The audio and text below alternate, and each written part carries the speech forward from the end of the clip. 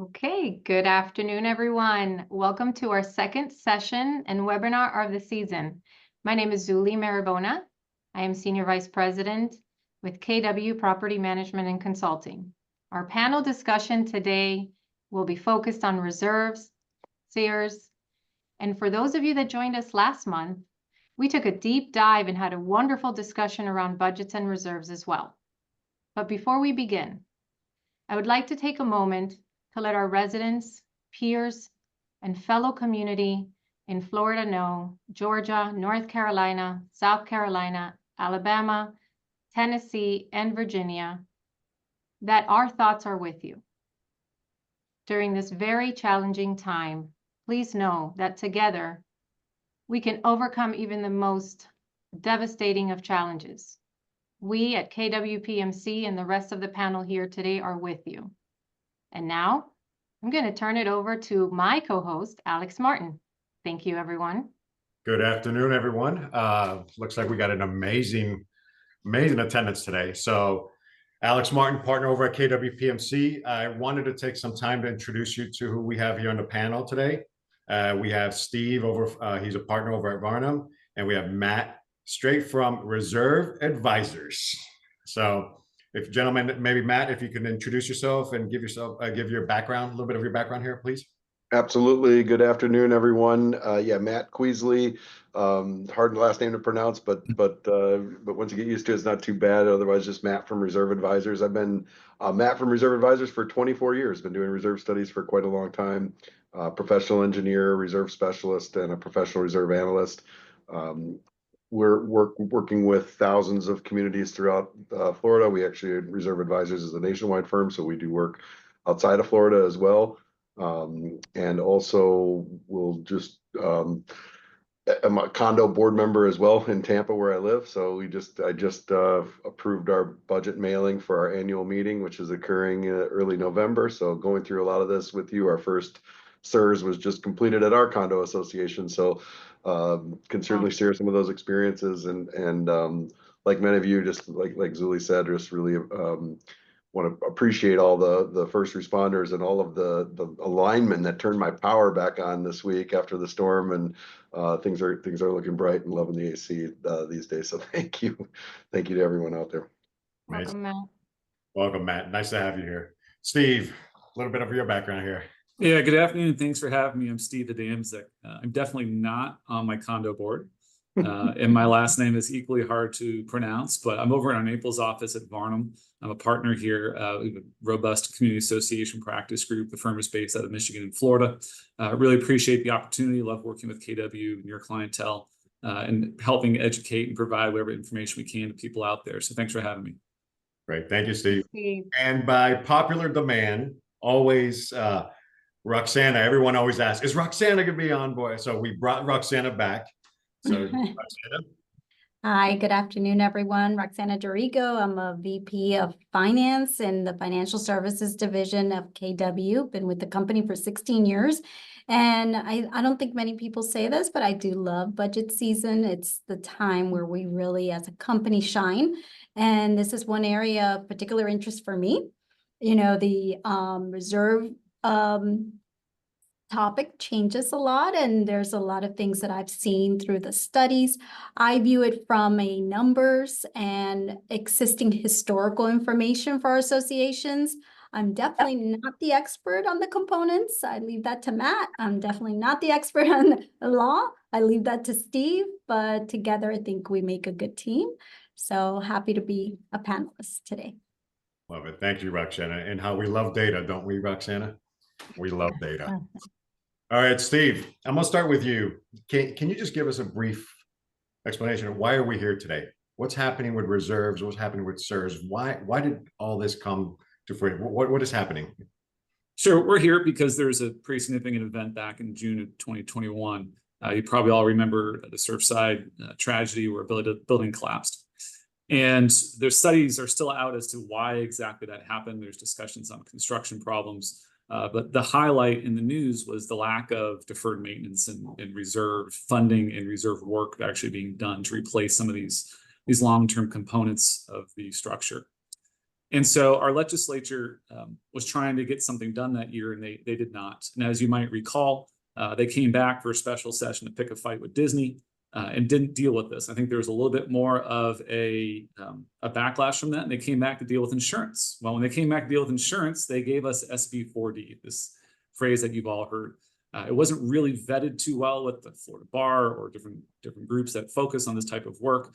But the main two items of that SB 4D were this concept of a milestone engineering study, which we're not talking about today. But the other one is the structural integrity reserve study. We're going to call it SIRS or SIRS on the panel today. And the idea here is that the legislature is taking condos that are 3 stories or higher, and they're forcing them into a reserve structure where certain structural based components cannot be waived, cannot be deferred, must be fully funded. And we're under this structure where historically the reserve statute has always required condos to reserve. It's always required all condominiums to reserve for the basics of repainting, re-roofing, resurfacing roads, deferred maintenance or replacement of $10,000 or more. And now we have this added layer for these certain condos of 3 stories or higher, that these structural items, which there's a list in the statute and another broad catch-all category of structural integrity items, where Matt and his team would go in and provide the association with a reserve schedule for these structural components.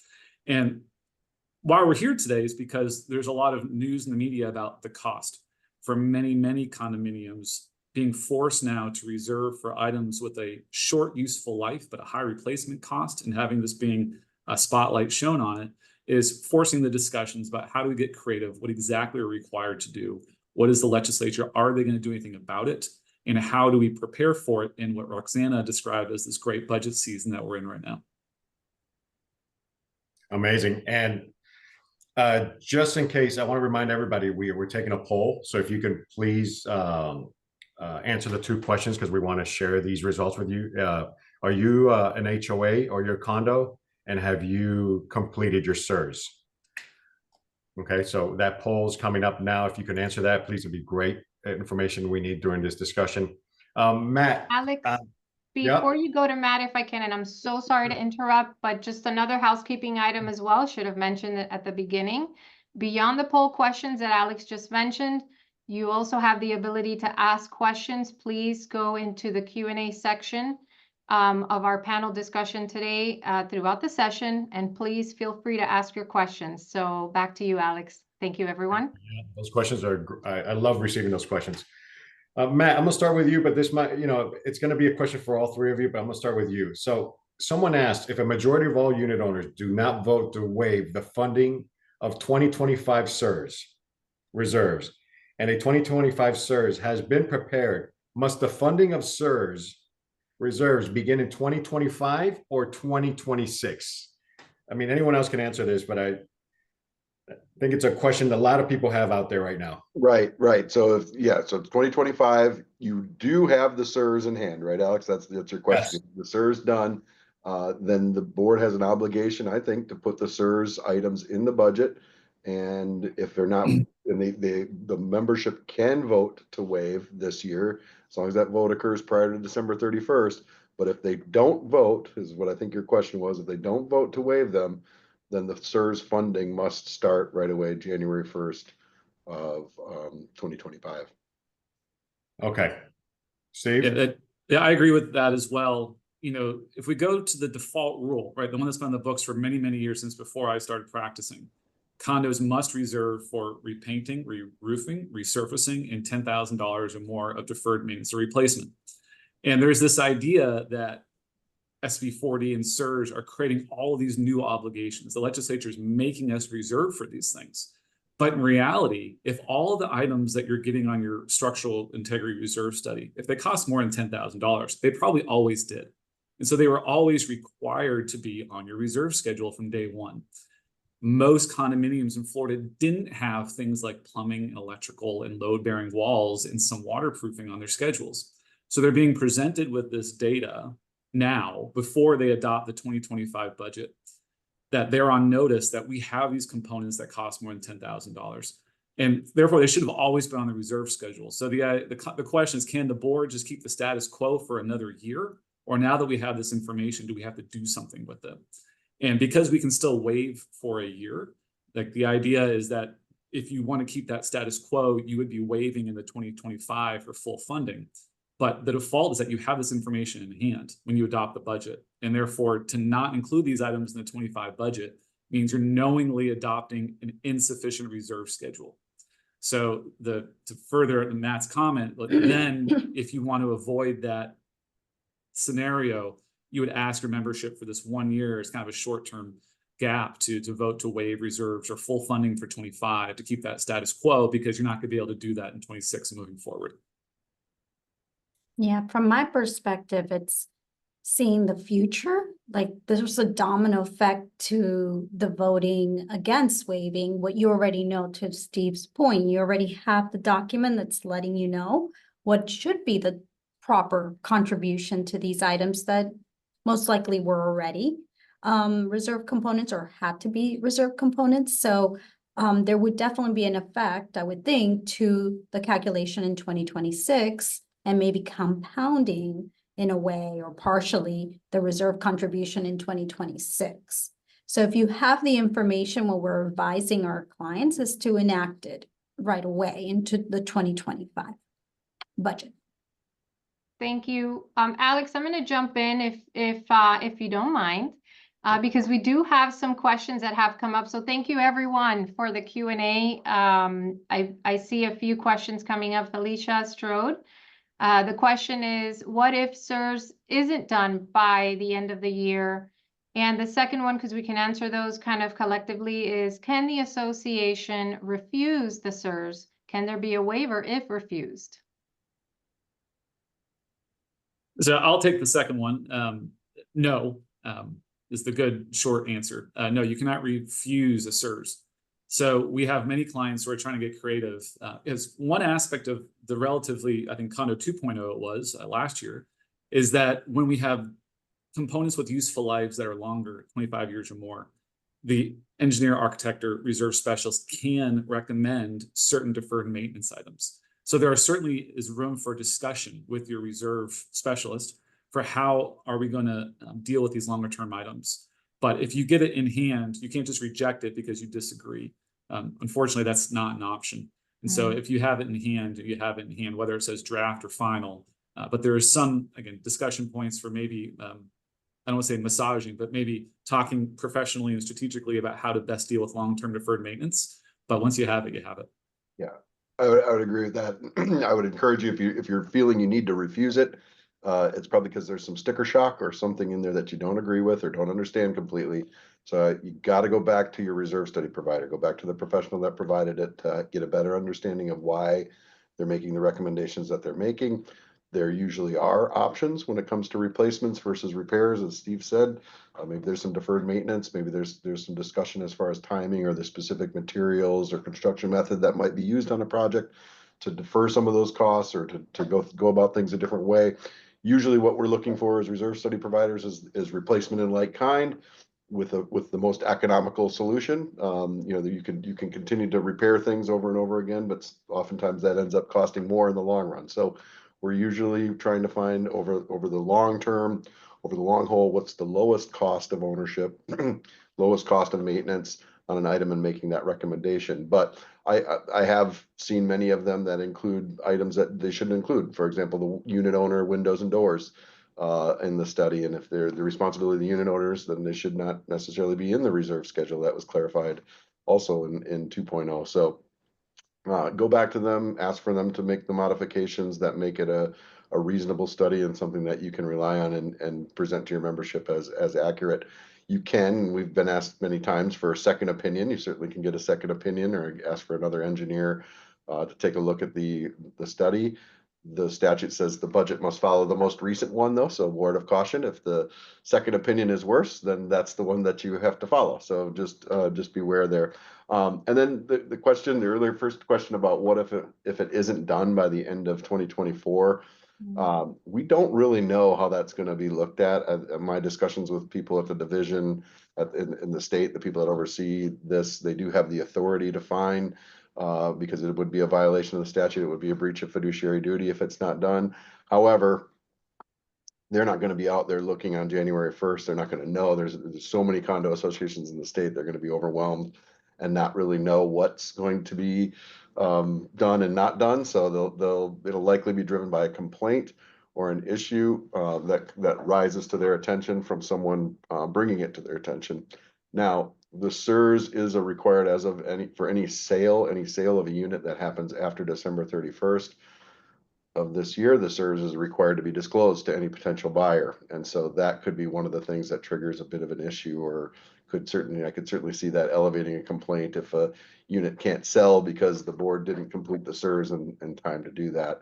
So if you can't get it done by year end of 2024, I'd say get it done as early as you can in your 2025, so that you don't potentially expose yourself to that liability as a board So member. just to clarify on that piece, because that's an important point that was just brought up, in the event, because there are several questions as to the timing. There are some questions, even if, our condo is on a different fiscal year, 3/31 as an example, was a question that came up. Matt, to your point, and Steve, if you can elaborate just briefly, if that's not completed, right, it's not just whether or not the state is going to identify that and they're going to come down on the association, but it could be a complaint, right? Until they eventually catch on to that. But then it's also reported if a unit owner is buying or selling, that is reported, right? That will become a question that is asked as part of the transfer of title for a unit, is what I'm hearing right now. Yeah, there are certain documents that sellers have to give buyers to trigger a 3-day right of rescission. And if you're not giving this to the buyer, are we actually ever getting past that 3-day right of rescission period?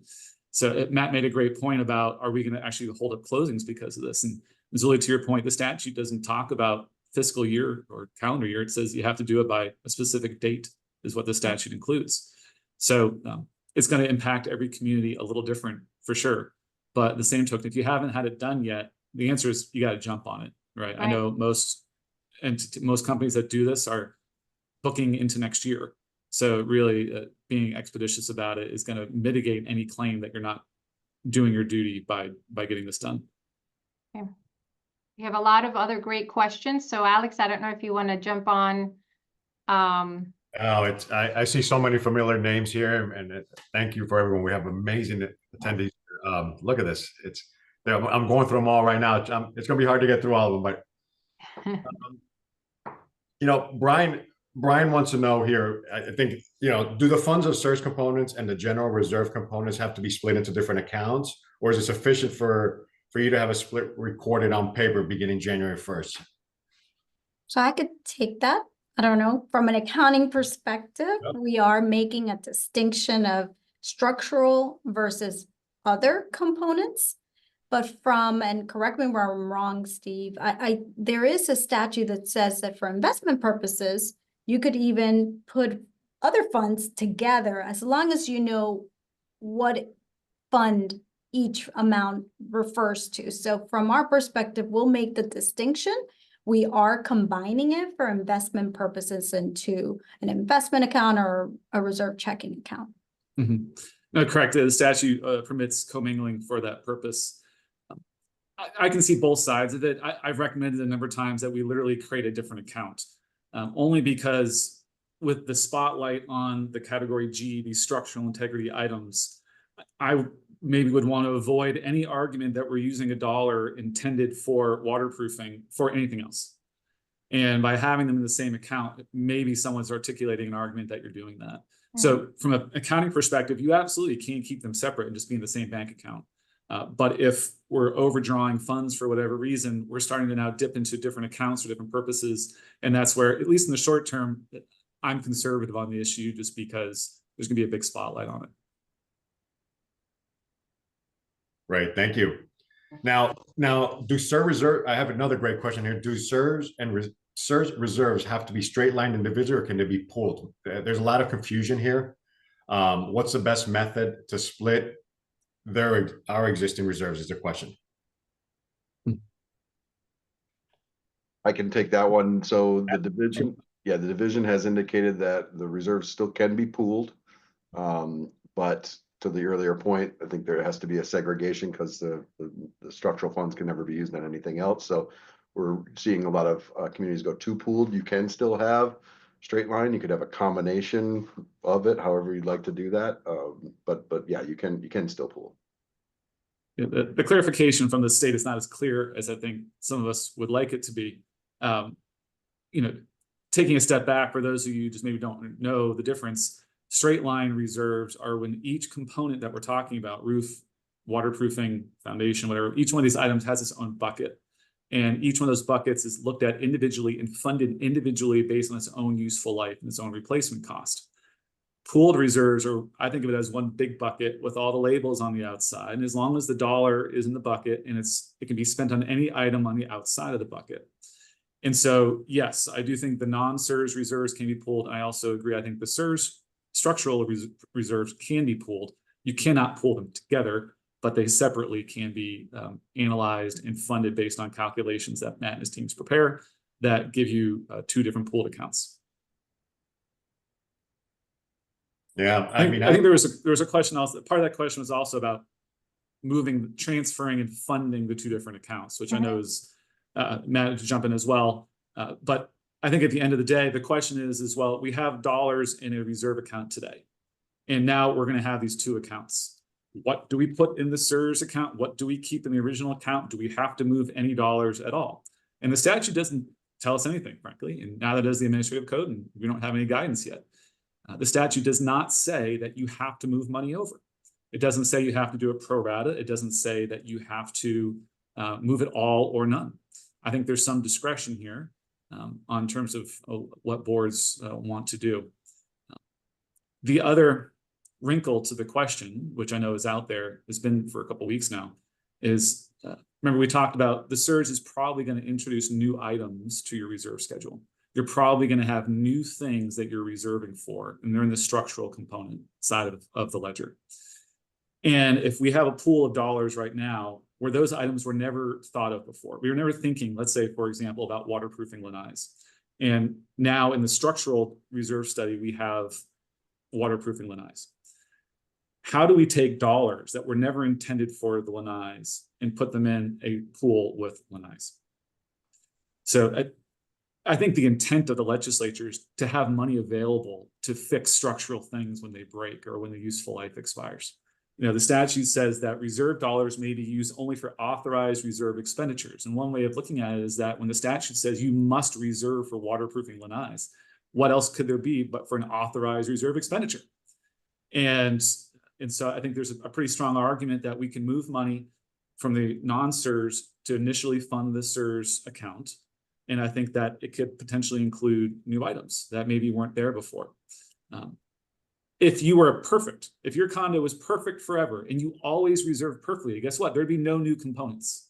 And if that were the case, then we wouldn't be having to answer the question because all the components in the original reserve are now still there. We're just splitting up between two different accounts. But because we're introducing new accounts, this becomes a question. We're routinely asked this about a condo historically, 5 years ago, 10 years ago, about, well, we discovered we need to waterproof the garage, whatever. And it's going to be $1 million. Can we just add waterproofing to the reserve schedule for next year and then use all the money in the reserve account to waterproof the garage next year? Get that question all the time. And I think it fails the smell test, right? It should have always been there, but you've never put $1 in the account for that before. And so in my opinion, yes, we can move money over. There's no absolute mandate for how much or what percentage or pro rata or whatever we move it over, unless you have straight line. But if you have pools, we have to fund it right in some sort of level. And it can probably include these new components. If the useful life of something brand new is 0, I would probably recommend having a vote at that point because we really are using dollars that were never intended for something and using it immediately for that purpose. But if you've been funding it for a little bit of time, again, it probably moves closer and closer towards not needing a vote. But I think the board has some discretion how to do that. So I have a point on windows because I know that's another one that seems to be a little bit of there's confusion and also a wrinkle. If the documents say that the windows are owner responsibility, so what's the next step for the association as it relates to windows? Well, that's a 2.0 question, as Matt was just mentioning. The statute says that we must reserve for items identified in paragraph G for which the association is responsible, word for word. So if the association is not responsible for owner windows, they would no longer be included in the SIRS. Now, the original SB 4D didn't have that clarification. So that was a big question about, well, how do we reserve for something that's not really our responsibility in the first place? So we have some clarification there. Another big clarification was the original statute required us to reserve for the foundation of the building. Well, how do you replace the foundation of the building? Right? Start over. And so there's obviously some hiccups in the first statute, which they've been working through. Yeah, I got a question here because we've had all these requirements. So how do you match SIRS 50-year recertification, Milestone, everything that they've had to do? What do you recommend? What's the best practice to match all these reports together to be on the same page? So I have some legal ones, but Matt, I'd be interested to hear your practical, what you're hearing in the industry. Yeah, so the milestones and the recertifications have a very similar purpose. They're to identify any immediate structural deficiency, or in the case of the recertifications, electrical deficiencies that exist. So, and they both are required on a 10-year interval. And so I think we're seeing a lot of municipalities kind of accepting the milestone or the recertification or vice versa. That you can kind of kill two birds with one stone there, I think, with the milestone and the recerts. The SIRS, on the other hand, is a different purpose. It's a long-term planning tool. It's projecting useful life and projecting costs, which is not something that's found in either of those other two studies. And so that one is often done separately. The other issue with doing a SIRS every 10 years is that's a really long time. It's required every 10 years. That's the statute, but you're also required to follow the most recent SIRS. So can you imagine today in 2024 getting ready to do your 2025 budget based on a 2016 reserve study? It would be pretty far-fetched. So I think there's definitely has to be more frequency. And of course, that's self-serving because I do SIRS, but I think that just realistically, you can't look at any financial plan once every 10 years and think it's going to be okay. Versus the milestone inspections and the research are really just a check at that time to make sure nothing's gotten significantly out of whack since the 10 years that would cause a really catastrophic type failure. Yeah. I completely agree with you, Matt, as far as like the 10-year mark. We ask that there be an update to the numbers, costs go up every year. But then a full reserve study every 3 years. That's what we recommend. Yeah, if you did an inflation analysis 5 years ago in your reserve study, it'd be a little different than today. Right. And after Irma, the cost of a roof like quadrupled. So there's a lot of factors out there and that's why the statute literally says every year the association shall take into account changes in useful life and replacement costs, because there are some black swan events like that which just kind of force us to reevaluate. Yeah, I'm getting a lot of questions. I'm going to try to put a lot of these questions together because it's kind of leads to the same question. A lot of the insurance companies, people had just put on brand new roofs. They're only about 10 years old. They had a 25-year lifespan. Now the insurance says they're 10 years old. You need to replace them. Asphalt, 15 years. Now they're 8 years old. You have to replace them. So they're getting a lot of this where the lifespan is being shortened by almost half. And it's really affecting people because, that now you have to put in more money in your reserves. So what are you seeing out there? What is everyone seeing out there right now with these? I'm trying to put all these questions together. They're all coming in. One is asphalt, one is roof, one is paint. And they've just shortened the lifespan of everything that we used to have, 15, 20 years to reserve for. Yeah, I mean, I would, and each one is, I know you're trying to combine them, but each one's a little unique. Like the roofs are certainly something we've seen the insurance companies being very stringent on, that they're no longer really accepting coatings as a sufficient application. And they're saying 15 years, even though the life certainly could be 20 years or more on many of our commercial roofs that we see. So that one's impacted people very significantly. And unfortunately, we have to have insurance, right? So we have to figure out a way to get those things done. So we have been accelerating the roofs quite a bit in a lot of our analyses, just to ensure our associations are prepared for their replacement, even if it might have a little bit of functional life left if the insurance company is dictating it. Now we are limiting, and we're I know there's a lot of legislative discussion about kind of going back and looking at the requirements that Citizens other firms have.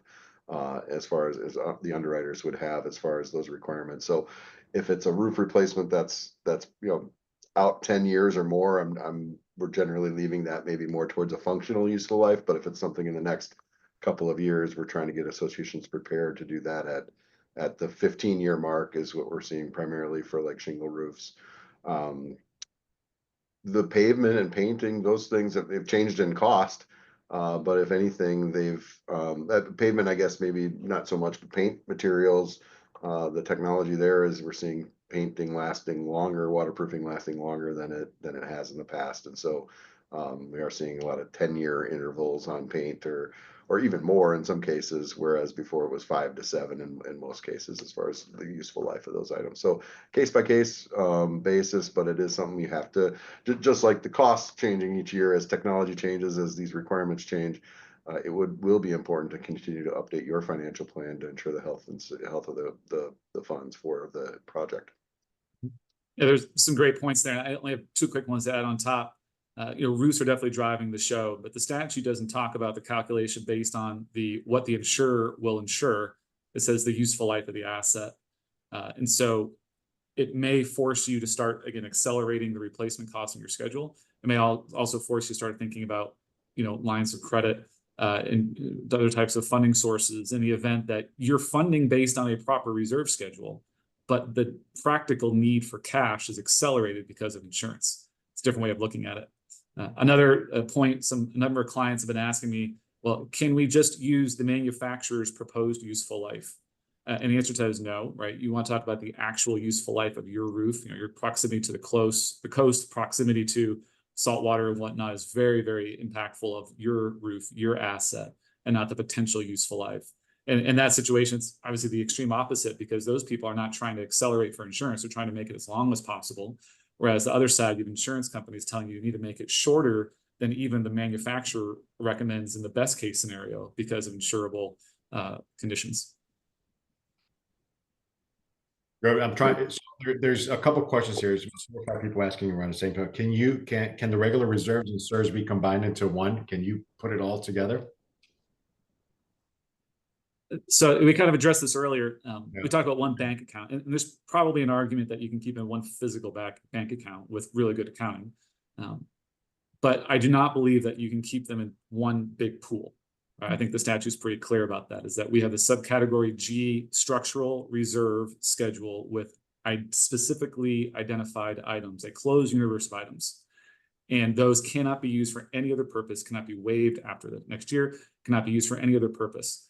And so we want to make sure that we're preserving and protecting those funds and definitely do not want to pool them or incorporate them with other types of reserve accounts. Yeah, and so from an accounting perspective, we're definitely creating a new category and subsection to account for the money going in specific for structural and for other components and any money that is leaving either category. So be very clear to the board and to the owners where the funds are coming from, where they went into and when they came out as well. So it'll be part of our reconciliations every month. Can I expand on that? So I think a similar question, but not so much on the funding part of it, is matching the SIRS with like a 50-year certification or other types of certifications and the milestone reports. They're trying to understand, and I suppose if you're in an association and you have all of these requirements and reports, they're trying to understand really how they can match all of that and what findings and results they have. So I think it's more of a technical question on some of the questions that I'm seeing come in as well. So if take maybe some broad strokes here. The milestone is a state now statutory required engineering study. It starts off with a phase 1 visual inspection. Some counties may have different specific certifications. Miami-Dade, for example, does. But the state now has its own milestone inspection requirement. The person who does that inspection doesn't have to be the reserve specialist, right? They can be different entities, different individuals. Maybe there's an opportunity there to have one company do the same thing, and maybe there's a reason to split it up at the same token so that you have different people looking at different aspects of the building with different sets of eyes for different purposes. And as Matt said, the structural integrity reserve study is looking at visual inspection of useful life and replacement costs. The Milestone is looking under the hood for anything structural that could potentially be a problem. And the purpose is that they make a recommendation. If they spot something, it triggers a phase 2 report, which then says if there's, after destructive testing, a recommendation, the association only has so much time to actually commence the work. So from a nuts and bolts perspective, both need to be done very quickly, right? If there's an opportunity to have the same firm do both, there's no prohibition against that. If you want to split them up for the reasons we talked about, then I think it's a great idea as well. But the reality is that the Milestone is going to be mandated by your local government, and which has to be done very soon as well. And the SIRS has to be done very soon as well. And so both need to be pushed expeditiously to preserve, your rights and duties under the statute. Thank you, Steve. I have another quick clarification, Roxanne. I think we talked about this during our session last month, but it's just to sort of walk through pooled reserves versus non-pooled reserves, and really the requirement under the statute for how you can reserve for the SIRS. I feel like it's a tongue twister, because some of the questions that are coming in are, can you keep current straight line reserves, but set up pooled SIRS reserves and pooled non-SIRS reserves in 2025? So just to clarify the expectations of the statute. That's interesting. I think we've established that both methods are allowed, right? Because I think the wording at the beginning did sound like straight line, and the first SIRS that we received from a developer was on straight line. I think that's how they interpret it. But now this is interesting, and I really would like to rely on Matt or Steve, is that they're saying, I guess the question is, if it's structural reserve components, can that be pooled on the pooling method, and the non-structural components on a straight line? So 2 methods used for the 2 different categories. Yeah, so I think the starting perspective is that the board creates the budget. The board approves the budget. The default rule is straight line funding, right? Unless the membership has previously authorized switching over to pooled reserves. That vote by the membership does not mandate pooled reserves. It authorizes pooled reserves. So if the members have previously allowed the board to adopt a pooled reserve, it is opening the door for the board to walk through. It's not mandating it. So I think that does provide, if that vote has occurred, to authorize, we're going to use pooling for the structural and we're going to use straight line for the non-structural, because I think that is within the board's discretion, as long as we have the prerequisite approvals in advance. So just a question. I'm sorry to clarify, because can they have 2 methods? One for the structural and one for the non-structural? Or should it be one? I mean, I think I would think it's conflicting. I'm not saying it's a good idea, right? But on the same token, if they are calculated 2 different ways, and because we know we can't take $1 from structural and put it in non-structural, it's not like we shouldn't have an error in there because of that. Right. Yeah, we see that from time to time. It complicates things, but it's allowed. For a long time, we had people do straight line for roofing, painting, and paving, and then everything else was pooled or something. You can have a hybrid of it. It just it makes the study more complicated, the calculations more complicated, budget more complicated. So not necessarily recommended, but it can be done. Okay. All right, that's great. So I have another question here. If funding SIRS is done work is done via a loan, right? Could the loan draws be considered funding for the SIRS reserve?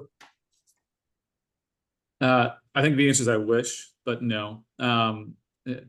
There was movement, and there is some ability in really small condos to do this, but for almost everyone on this webinar, neither balloon payments nor potential borrowing can be used as calculating your beginning balance. You can't pretend you have money in the beginning balance because you have a line of credit available to you. It's actually cash in the bank. So if you were to draw down at a certain percentage rate and put it in the beginning balance, that counts as if it's there. but we have to pay it back at a certain interest rate that we're maybe not earning on the interest in the bank account. So there's some math to be done there, which is why many communities are having some cash infusion by special assessment instead, to try and mitigate any increase in the quarterly or monthly reserve assessment to keep it marketable. Yeah, I've seen the, actually, Matt, from your firm, a category of special assessments. So if there is a need for a special assessment, maybe you insert a number in there, a recommendation for the board to use special assessments to infuse cash so that when SIRS is effective, they already have that cash available. Yeah, we usually limit the special assessments to a near-term project. So if there's a $3 million concrete restoration needed in year 1 or year 2, that would be the time where you'd see our firm recommending a special assessment to take care of that. And then really a lower funding level, you know, a more stable or more normal, if you will, level of funding for the years beyond the first year or 2. I've worked with a number of associations that are kind of looking at this, what Steve just mentioned is, well, we want to keep our fees lower. So what if we just pay a bunch of money into the reserves now? Does that reduce our future contribution requirements? And it does. But I want to think of it as this: you're essentially kind of prepaying everyone's monthly assessments for the next X number of years. So that, you know, if the money is not needed near term, it's usually not a great idea to try to put a bunch of cash in initially just to keep the fees lower for many years forward, because you're essentially overburdening the current owners on items that should be paid out. The whole idea with reserves that we try to get across to everyone is that it's paying for the portion that you're using. It's not paying for that future replacement, or it's not paying for what the previous boards did or didn't do. It's trying to pay as close as we can to match the usage of the items, the wear and tear of that roof that you're enjoying for the years that you're as an individual owner living there. So it's the most equitable. I was kind of looking for equity in those plans, and kind of front loading that would go against that principle.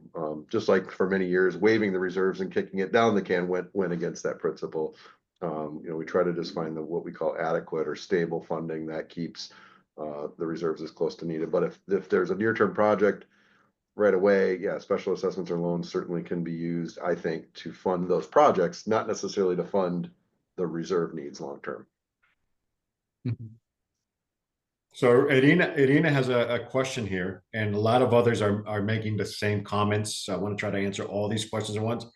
And Irina, I'm going to read it just like you wrote it. But wait a second, why are we talking about? I thought that the law was to have 100% reserves by January 2025. Why are we talking about 2026? Everybody had the mindset it has to be done by December 31st of this year, midnight. So why are we talking about 2026? Irina, I hope I got your message through here. Mm-hmm. So I have what I call the Adamczyk definition of reserving, which is putting money away every year in equal or appropriate amounts, so that when the useful life expires, we have enough money there to replace it without a special assessment. So the term fully funded doesn't mean that you have the money in the bank 18 years before you need it. It means that we're putting enough money away every year so that in 18 years, we don't need a special assessment to replace or do the deferred maintenance. The end of the year deadline is the deadline for which the association must receive the structural integrity reserve study, which is almost universally more robust than what most communities have been doing historically, to, again, as we talked about to start off with, compelling associations to start reserving in a mandatory way for structurally what this legislature defines as structural components. So it doesn't mean you have to have all the money in the bank today. It means you must be on track so that when the useful life expires, you can replace it. Great. Thanks, Steve. So just want to let everybody know here in the poll, 16% live in an HOA and the rest live in condos that are here on the panel. So very important. So I want to ask an HOA question. So somebody's asking you, just want to see how my HOA is going to be affected. You know, no, you have 2-story homes, but you have clubhouse that's over 3 stories, and you have some other buildings on site that are over 3 stories. How are they going to be affected on the HOA side? You're not. So everything we're talking about is only in Chapter 718, having to do with condominiums. And whether your clubhouse is more than 3 stories or not, you are not governed by 718. You're governed by probably 720, which has a very different reserve statute but has nothing to do or does not require the SIRS in any way. Can we stay on maybe not necessarily HOA, but it applies to everyone, including HOAs? And we have a question as well that says we have a reserve study from 2019. Should we have it updated? So really just kind of talk, Matt, about the best practice and kind of general rule on reserve studies. Sure. Yeah. And Roxanna hit it earlier. I think each year it's important for the board to put out a schedule of what the current costs and the current remaining useful lives are. So and that's really just transparency, right? To make sure that people understand what the cost of ownership and where they live and what the requirements are going to be. So each year, updated information is important to give to the membership. A professional study is recommended every 3 years. That's according to the National Reserve Study standards and best practices.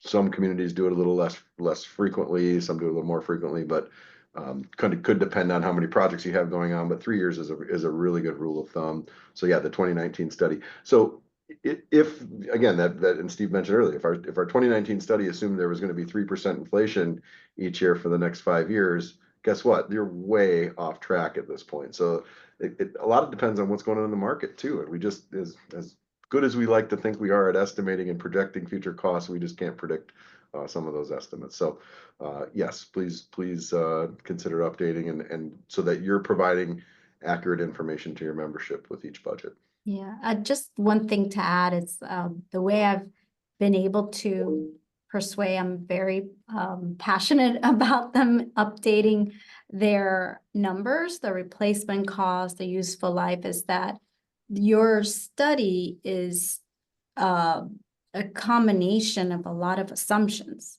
And like you said, the market affects it. South Florida, we have a lot of developers still in town. There could be an effect there to the costs in different regions, different areas, to supplies, to labor, and that changes almost day by day, month by month, and that those assumptions need to be updated every year at a minimum. And then the 3-year is what we always recommend, every 3 years, to have the full reserve study. All right, thank you. I have a question, actually, Janet, and a few others. Thank you so much for this question, is really just go over what fully funding of reserve means, just an understanding of what that concept means. How much time do we have left? Well, that's a good point, Matt. We could go on. This is such a great session and so many important topics, and we can go in so many ways. But we are getting close.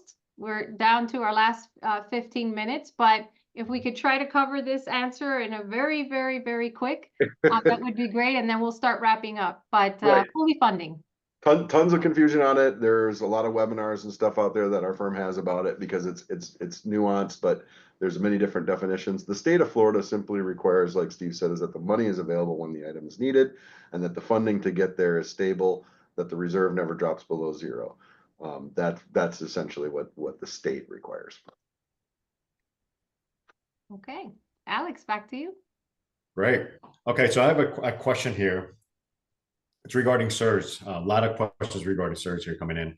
And I think here, since a non-SIRS pool and a SIRS pool have different components, right? Isn't a transfer of an allocable portion of non-SIRS components into a SIRS pool a use of reserves for a different intended purpose? Did you get, were you to get that? This is like a tongue twister. Yeah, so we talked about that a little bit earlier. And one thing I forgot to mention, I was thinking about earlier, we talked originally that I think use of pool. The question is really, could you use these reserves for a different intended purposes, right? I think that's real where questions coming. Yeah, well, I think it could be, what I'm hearing is that can we use it? Is it an unintended purpose to move it to a SIRS reserve? And one thing I was thinking about earlier was that, eventually when you switch over, you have to have a vote of the owners. And most of that is done by a limited proxy. And that limited proxy vote could be phrased in a couple of ways, which of course means your lawyer is going to answer, it depends. It's our favorite answer. If that proxy said something like, do you approve the pooling of these 9 items? right? Then it's much more likely than if you put it into a SIRS account with new items that you're using it for unintended purposes. If that original proxy vote said, do you allow pooled reserves for all reserves required by law? Right, that's a whole different story. And because these new structural items are required by law, right, we just read that from the statute right out of the book earlier, then arguably we're not using it for an unintended purpose because the membership always authorized it to be used for something that is mandated or in the reserve account in general. So there's a little bit of nuance there. I think that you have to dig a little bit deeper, but generally speaking, this legislature is saying, do this and put money there. And so moving money from the non-SIRS into the SIRS at the original funding, yes, there's going to probably be some new items, right? If there's no new items, then we're definitely not breaking any rules. If there are new items, then it's arguable that we're crossing a line and maybe we have to have a vote of the owners to do it. But the same token, it always should have been there in the first place. So a part of it also, to me, depends on what the membership originally blessed when they authorized the switch. Steve, I have one quick question as well for you, and it's around the governing documents. There's questions on whether or not there's going to be a push for language changes or amendments to the documents based on some of these legislative changes around SIRS for condos. I don't see how we're going to draft around it. All right. So the legislature says you shall.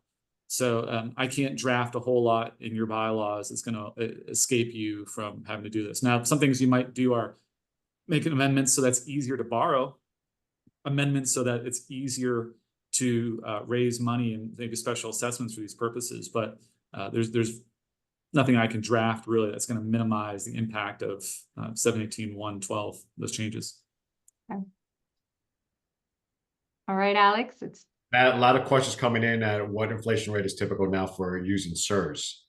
There's a lot of people are asking the same question here, different ways. Yep. So generally about 3.5% is pretty common. We don't look at we look at a long-term rate. Again, the SIRS is going to look out over 20, 30 or 25 or 30 years.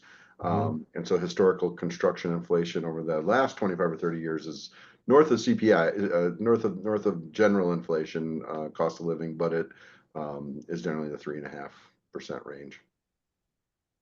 Okay.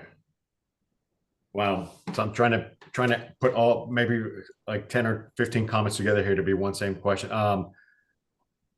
Here's what do you I mean, I know Zuly, you just asked this question, but here's another way of it. Do you see any changes or any extensions being done by the state here at the end of the year or beginning of the year? You think anything happened? Is there any legislation, anything happening? Special meetings happening? Because I see. And if I can expand rumors that it's go ahead, Zuly. Well, and I think it can expand too, because I did see, again, we talked about it earlier related to the impact of the hurricane. So I think part of it too was in light of the hurricane, are there any potential extensions or changes that could come about? There's extensions for tax returns, but there's been no extension for this quite yet. So you probably saw Governor DeSantis was in headlines a couple of weeks ago saying, we need a special session to do something about this. And then Senator Pasadomo, the president of the Senate, said, I'm not doing it. This is a safety issue. I feel strongly about this. And then the governor came out again 1 or 2 weeks ago saying, we need to do something about this. So there's no special session being called as we sit here. And with the election coming up, I would find it unlikely to have something done before the end of the year. Now, if you remember fire sprinklers, holy cow, talk about extensions, right? People had forever to do fire sprinklers.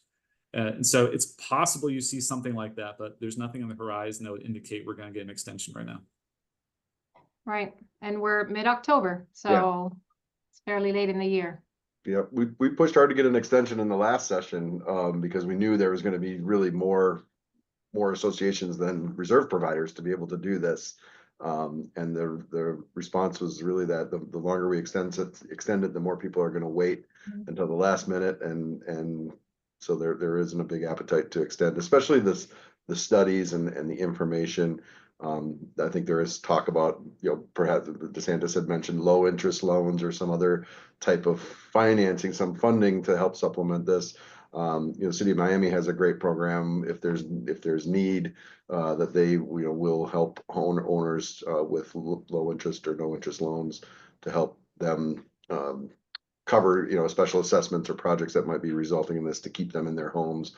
So I think we could see something like that on the funding side, but that would probably be the next session or maybe even really towards the end of the year. So it doesn't really defer the responsibility of the boards at this point. Understood. Great. I know we got 5 minutes here and we're going to be wrapping it up soon. One question here that I see being asked multiple times is a lot of the boards have licensed engineers that sit on these boards and they're disagreeing with the lifespan, they're disagreeing with the reserve study, they're disagreeing with a lot of the stuff, the information that's coming in. What do you recommend when this happens, when these board members are not agreeing with what's being provided? You got to go back to your provider, talk to them, understand what the recommendations are. We deal with a lot in Florida. It's a lot of retirement communities, right? So they'll come and say, oh, this is how we do pavement up north, or this is how things are done in a different area. And it might be different construction that we're looking at. There might be other considerations, or there might be, again, other options that could be incorporated in the study. So have the discussion. You can get second opinions from other engineers if you can't, if you can't come to terms with that particular provider on something. But unfortunately, they did give the providers a lot of authority on this one, and so the funding has to be followed in the SIRS, whether the board agrees with it or not. Yeah. And it should be accurate. I mean, disagreement can be very helpful. It can lead to better numbers and better expectations. But in the same token, it's probably not appropriate to strong arm someone into a different opinion. And if it turns out they were right and you have some sort of an emergency, because we try to extend the useful life inappropriately, that's a problem. So there needs to be discussion, not needs to, but I think discussion is good on that point. And if there's something incorrect, absolutely, it should be as correct as possible. These things are based on visual observations, and sometimes the boots on the ground with your personal local knowledge might be better. And so to have those conversations, but the same token, you can't just disagree and pretend you didn't get it, right? If you got it, you got it. You need to have a discussion to make the most accurate document. Okay, great. All right, so I'm going to ask each one of you just to maybe give a best practice that you're seeing out there, share a best practice as a closing statement. We got 3 minutes left here. I want to respect everyone's time. I will start with Steve. So be diligent, right, is probably the best recommendation I can say is be diligent, be open with the members. And I always tell people the best laid plans, the best prepared boards that I have are the ones that make the conclusion inevitable, that they communicate and they have so many touches on what's going to happen or what is coming down the road that when it happens, it becomes inevitable. What you don't want is secret budget meeting. Oh, surprise, we have all these new items, and then have everyone screaming, say, where did this all come from? It turns out the board had been talking about it for 6 months behind closed doors and no one knew about it.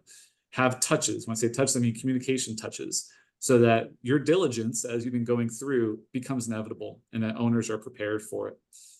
That's the best recommendation I can have, especially from a communication perspective. Great recommendation, Steve. Matt, what do you recommend? Yeah, I was going to say on those same lines for transparency. We didn't talk about it today, but now you have 45 days to disclose the SIRS to the membership. So they got to get a copy of it. It can be done electronically, but you got to make sure that you get that in their hands. Just like Steve said, it becomes a little bit inevitable when the information is out there. Bring in your reserve provider, bring them to the annual meeting.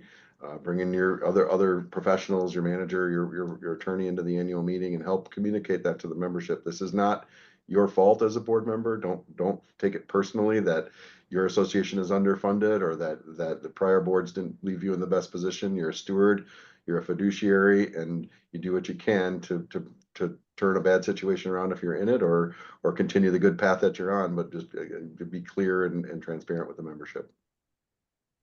Yeah, just to echo the same, to do that, to allow time for the discussions, to do the workshops, is to start early in the budgets. We try to start in June. We start educating our managers what to expect in the next year. There's been just so much conversation. This is one of the big topics for many years now, along with insurance. I'm sure you've heard that, insurance and payroll. So because of that additional conversation and the fact that we do need to rely on our professionals, on our attorney, our reserve study specialists, we need to bring them in to really communicate to the owners and be transparent. And it's a lot to navigate. You need a professional management company. We're there to pull our professionals, be there to kind of, from our perspective, what we see, what we know of your association, but starting early is a key. At this point, we're less than 60 days or 75 days to the end of the year. Our budgets historically are approved at the beginning of November. So we've done a big push in the last 2 weeks to the next 2 weeks is our big push to really have time to communicate to the owners before the holidays, before everybody starts leaving town on vacation. They're important topics and will affect the investment in their community. So start early. Thanks, Roxanna. And before we get off, I just, Zuli's going to kill me for this one, but I want to wish her a happy birthday. She is so committed. She's here on the webinar today during her birthday. So thank you, Zuly. Happy birthday. Thank you. Happy birthday. Thank you. Thank you. It's my pleasure. Sorry, and on behalf of Zuly, Roxanna, Steve, Matt, and myself, thank you for joining us today. Next month, we are going to continue the subject because it's so important and some changes that are happening. So we will send out a notice to everybody, but thank you. And if your question wasn't answered, please go ahead and send us the questions. We'll try to respond to all of your questions, or at least answer what we can, how we can, okay? Thank you, everybody. Thank you. Thank you very for your much. time today, everyone. Thank you. Bye. Bye-bye. Bye.